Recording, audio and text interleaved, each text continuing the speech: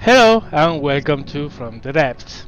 Now, in one of my previous videos, you could see, well, what was shaping up to be a light cruiser, and yeah, well, this is not finished yet. It's not by far. This is more or less what I would call it a finished state in World War II configuration. But obviously, this has to change a lot before it's actually useful for a campaign, for instance, because it has weapons that, well, were there in World War II, but has no missiles, has no laser, has nothing of the things I'm going to actually cram into this ship. So I wanted to give it, well, an overview before I start working on that sense. From the video you saw the other day until today, a lot of things have changed. The first of all is the hull shape itself. Now it's much broader. Second of all is the nature of the ship. What you saw was a light cruiser with 8 6-inch guns. Well, now it's a heavy cruiser with 12 210mm guns, which is 8.1 inches more or less, or 8.5. Well, is between 8 and 9 inches, and 12 of them. Not only that, they are very well protected. Now, again, this is far from complete. This is a configuration I would call a World War II cruiser, but it still needs a little bit of work. I spent a lot of time designing the turrets because, as you can see, the height of them is different. One is sitting in the foredeck, another on top above the quarterdeck, just after the hull break, one on a barbette above the foredeck, and one low in the quarterdeck. So each one has pretty much its own height. So just doing a turret and then slapping them as prefabs didn't work. Yeah, this was a lot of work, trust me. But the most important thing is that when I started making this cruiser, I wanted it to be well protected. And one of the features of From the Depths is that the advanced cannons ammunition goes off very easily if it gets hit. So in order to prevent that, what I wanted was to put the ammo in not only a well-protected space with armor and metal and whatever, but also in places very unlikely to be hit. To do that, let's raise the hull. I actually set all the autoloaders, all the clips with ammo, all that stuff down at the bottom, in a very similar way as real ships of World War II did. The magazines were in the in the deepest part of the ship, so it had to go through water and then armor to actually hit that turret, that magazine. The general configuration, I wish I could do a cutaway here, but sadly no, is the turret on top, and here we have the barbette with the mechanisms going down.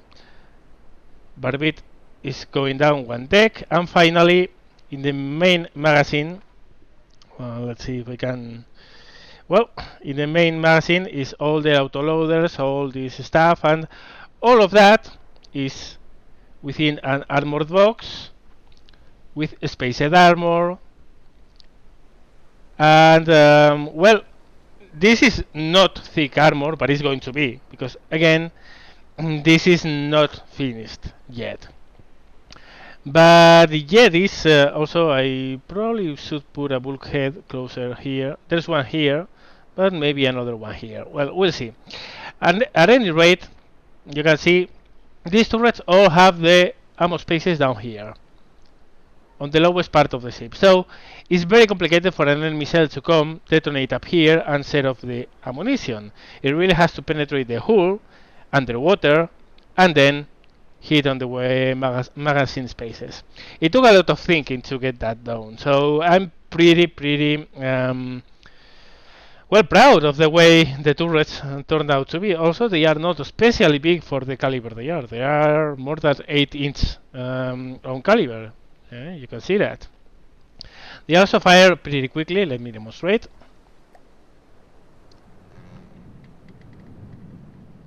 As they turn around, and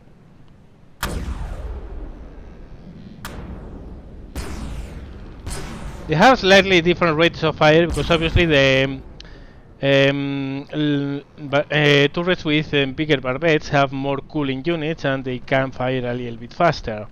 But you can see that's roughly one shot, it's 1.5 seconds, which for a triple turret with this caliber is not bad at all.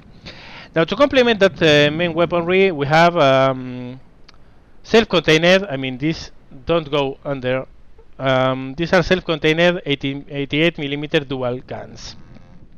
They don't really have a huge rate of fire, but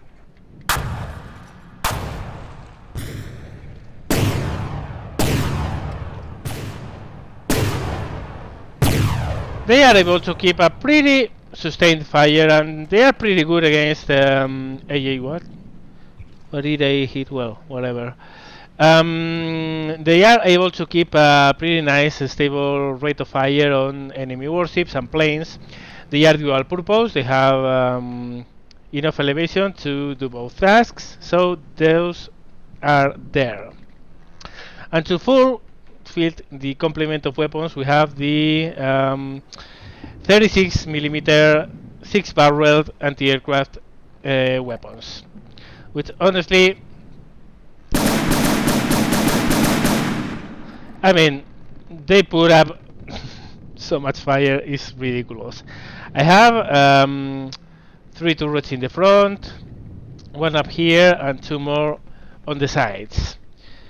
And finally, we have a torpedo launcher in a turntable. I think I have, yeah. These are rocket assisted. There. So you can see they are rocket assisted. For 5 seconds they run on rockets, then they fall to the sea, they engage the propellers, and they go for the target. They have a minimum range of 700 meters, so they are long-range torpedoes. This is meant to obviously fight at long range. With those guns, I don't want to be on top of the enemy. And it's pretty effective, so yeah. Obviously, well, I have a main bridge, I have a secondary bridge back here. The downside, well, down here I have a total of 3 blue line engines, which I seamlessly copied from the forums. This is an incredible engine. Let me show you the amount, if I can find, yeah, fuel engine and generator. This is almost 10,000 power in 3 consecutive engines linked with ridiculous fuel efficiency. It's just insane. So yeah, I mean, I should really take a look at the engines and do a tutorial about how they work if you want to build engines, because really there are so amazing ones that why bother? I didn't really bother too much with the engines. I just slapped 3 of these, and look at that, I have almost 10,000 power. Here is the AI. This is also a very well protected area, not as protected as it could be and as it will be. Again, I still have to optimize this for the campaign. But here's the AI with all this crap. I will probably do a dual AI setup, the principal one and then a secondary one that can control the weapons and some of the detectors. Speaking of the detectors, they are in 2 different places, plus each turret has its own laser rangefinder and coincidence rangefinder. Probably I will add some more in a different station, probably on top of in front of the hull, the bridge, and in front of the secondary bridge, but for now the masts do the spotting. And that's actually about it. There's not much more to this warship right now. Because again, well, I didn't spend a lot of time putting furniture and making it beautiful and all that stuff, because again, I still need to work on this to make it useful for a campaign. I need a laser system for a LAMS anti-missile system. I need, actually I did put there some detectors out of the masts. Yeah, well, probably I will duplicate that back here. Um, yeah, I still have to put alarm system. I still have to put an anti-missile system. A good place for missiles would be probably a vertical system here and another one in the bow. I might even take one of the turrets out and put a swarm missile system. Particular generators or particular accelerators, probably one of them or two, we'll see. But at any rate, I wanted to show well how it's shaping up right now, and its World War II configuration.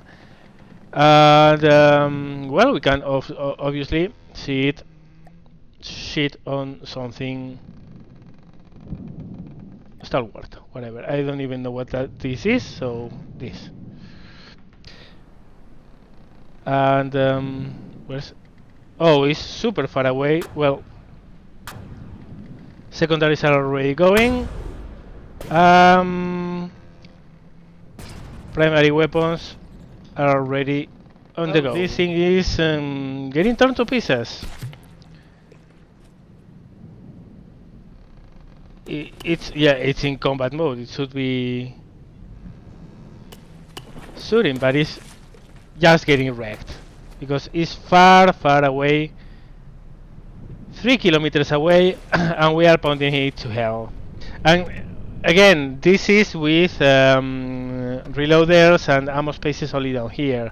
The practice for these guns usually is to put well, autoloaders all down the shaft of the turrets. I didn't do that, so they fire much slower than what they actually could do, but also they are much less vulnerable than what they could be. What else? Oh yeah, I was going to show the ammo I'm using. This is the AP high team cell I'm using.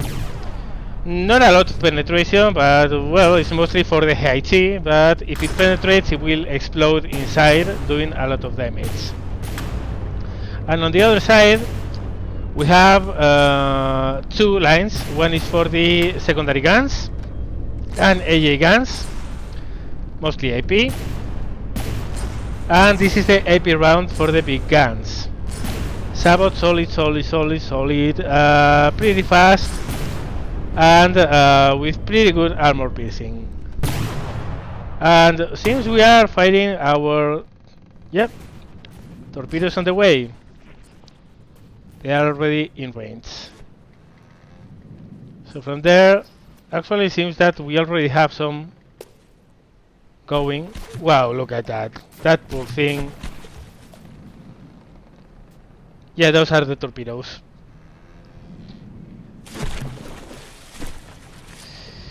And this thing is a goner. What's the cost of this? 53,000. Well, okay. It was a little bit too much for that poor ship. This one currently is at 157,000 resource points, which I think for a ship this size is actually not that much. But it's going to be a lot more because again I'm going to put lamps here, I'm going to put particular acceleration. Those things are pretty expensive. So okay, we saw this. Let's see some other things I've built. Okay, this is my fast attack torpedo boat. This is pretty cheap. This is intended to be the entry level for a campaign. It's only 7,000 resource points. It's pretty fast at 50 meters per second. Only has one propeller, but really propels it really fast. As for weapons, it only has 3 systems. In the bow, it has a 100mm autocannon with a pretty decent rate of fire. This is really good both against flyers and ships. Really does a very good job against the water watch enemies, which are the things you are finding at the beginning of a campaign. Fires pretty quick. It's pretty accurate, decently accurate. This is a shield generator that puts a forward shield when the enemy is in. Let's put this is intended to fight beginner ships. So let's go. River Home is still big for a ship. Combat. Okay, torpedoes on the way. Yep, these are torpedoes. Another thing is that this is very stealthy. Sits very low on the water. It's made of wood mostly. Actually, it's very hard to detect correctly, and the enemy has problems tracking it. These are the rear torpedoes that shouldn't be going right now, to be honest. I don't know why they are going off, but whatever. Yeah, has to rear torpedoes for the time when we are moving away, because this is designed to move close and then move away. So the enemy is shooting at us, but really it's a tiny object, so has a lot of problem tracking it. Okay, cells are incoming, they are not hitting. Torpedoes is still firing. How are going our... Okay, we are on the way. They are on the way. Ooh, that was a close miss. Okay, so now we are really close.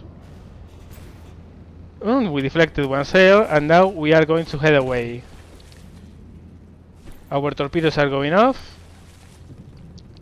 And now we are going to head away, and our rear torpedoes will do the job. Of course, when we are moving away, we are at a risk. And also, our gun only can fire at 120 degrees of... ooh, that was close. Of azimuth, so we have to be careful, okay? Ooh, that was close. That actually hit something, but we are repairing it.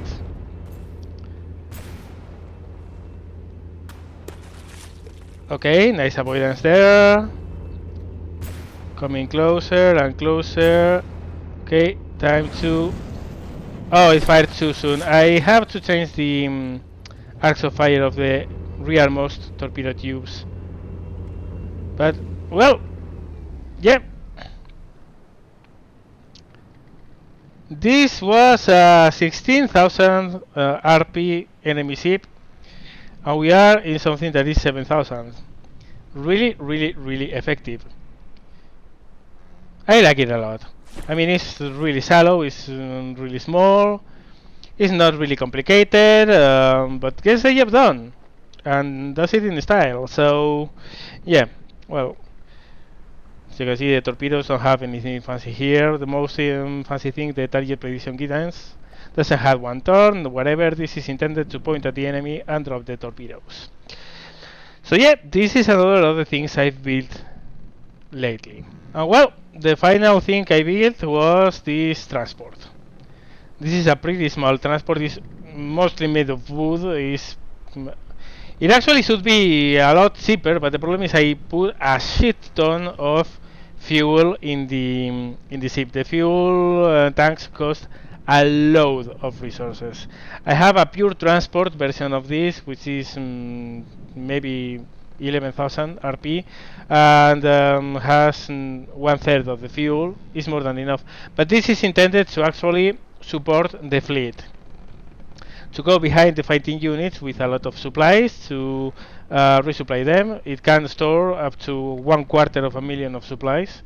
That's optimistic, but you want to take as much as you can on board. It has a lot of power, but it doesn't really use it. It's one of the engines I showed you before. Very fuel efficient, so why not? It doesn't have shields because really this is not intended to be in combat, not anywhere close to. It has a couple of 30 millimeter. This actually is, I like it a lot. This is actually a ball turret. As you can see, it's a whole turret with aims. And it's pretty fast firing, and it's just for self-defense, nothing very fancy. Really, this should never fire in anger, because I'm never going to put this into a fight if I can avoid it. It has some nice hanging repair tentacles there to repair units of the fleet, and yeah, has a lot of fuel and supplies to keep the fleet going. It also has a detection mask, but really, again, this is not intended to go into combat at all. So yep, this is the little support ship. As I said, this is the support version. I have a transport version with a lot less fuel, much cheaper, and without repair tentacles again, because that's only intended to go from zone to zone in the aft area and bringing supplies from the rearmost supply zones to the front, not to be anywhere close to the front itself. And finally, we have this very cheap starting station. This is in case I want to, in one campaign, destroy any of the beginner forts and begin with a lot of resource collectors, something to spawn units in, and some essential detection equipment on. Obviously, has no weapons, has nothing like that. That has a lot of space to be incorporated and created on. But this is just for the beginning of a campaign, in case, again, I want to, well, get it going, so to speak. Destroying the original station to get some resource points, because the original station is obviously more expensive than this. Has a fuel refinery, has good storage, so yeah.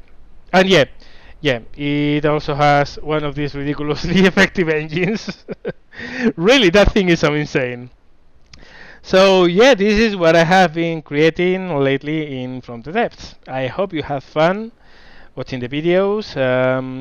Probably I will begin doing some campaign videos with me doing something more than just designing stuff.